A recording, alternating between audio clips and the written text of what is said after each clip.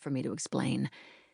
Yeah, I take the flowers I brought and place them on top of the sideboard, on a pile of similar bouquets. Hanging on the wall above the flowers is a black and white picture of a white man with a large, bushy black beard. He's smiling broadly. Even in the black and white photo, I can see the outline of the blue scales that covered his cheekbones. Contagious nightmare. I tug at my gloves, ensuring they're secure. I know he's dead, and his body isn't even here because he turned into a nightmare in his sleep. And even if it were, the blue scales weren't contagious by touch. But I still make sure my gloves are secure. The blue scales were from the southern sea dragon, a nightmare killed a decade ago. When it died, its blood spread in the water of Grand Lake, and anyone who drank that water grew scales, the severity of the scaling depending on how much blood they consumed.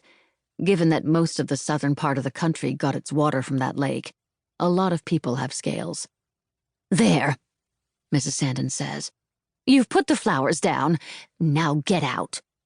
Of course, I tell her, voice calm and measured. If that's what you wish. I take a pamphlet from my bag and place it on top of the flowers. Oh, no, Mrs. Sandon says, marching forward. You keep that. I'm not going to therapy or talking about my feelings or any of that nonsense, especially not with you. You don't have to if you don't want to, Mrs. Sandon, I reassure her, pressing the pamphlet into her hand. She stares at it, as though not sure how she managed to end up holding it. The front reads, You are not alone. We can help. Pay what you can afford nightmare trauma therapy. We're only here to tell you what's available, I tell her. You're under no obligation to do anything you don't want to do. Behind me, Priya is trying not to fidget, fiddling with something under her long black coat. Probably a weapon. She's dressed like she hopes, partway through this meeting, a nightmare will burst through the wall and she can single-handedly defeat it with her combat boots and her myriad of concealed weapons. Mrs. Sandon crumples my leaflet into a ball.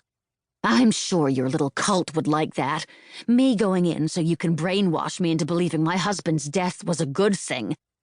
We're not a cult, I repeat automatically. And no one's planning to brainwash you. You only say that because you're already brainwashed, she informs me, her expression haughty. My husband was murdered in my own house, and I'm sure you're just planning to convince me not to file a complaint against those nightmare killers. I try to be patient. I signed up for this, a choice I am deeply and profoundly regretting. Priya steps into the apartment, eyebrows angry slashes. The Department of Nightmare Defense saved your life. They murdered my husband. Priya's eyes are shining with anger, or maybe reverence. They kind of look the same on Priya. They took out a monster. So not helping Priya. This isn't another interview for Nightmare Defense, I hiss at her. Don't make it worse. Priya rolls her eyes. In Priya's world, everything is practice for an interview to join Nightmare Defense. Mrs. Sandon, my voice is gentle and patient, experienced at this.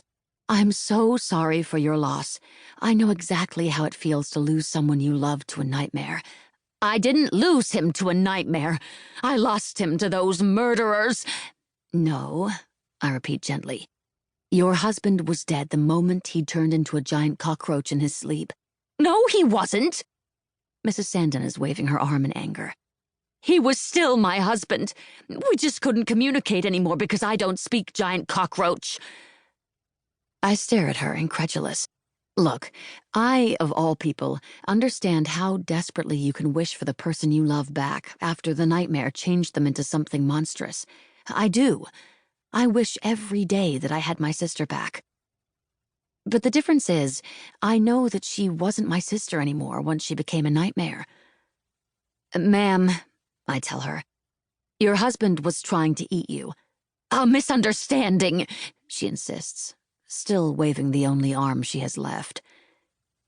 I press my fingers to the bridge of my nose. He ripped off your arm. An accident. He ate it. He was hungry. It's a shame to let these things go to waste. Beside me, Priya snorts and leans down to whisper into my ear. And I thought you were a little on the irrational side about nightmares. I take it all back. Your quirks are normal compared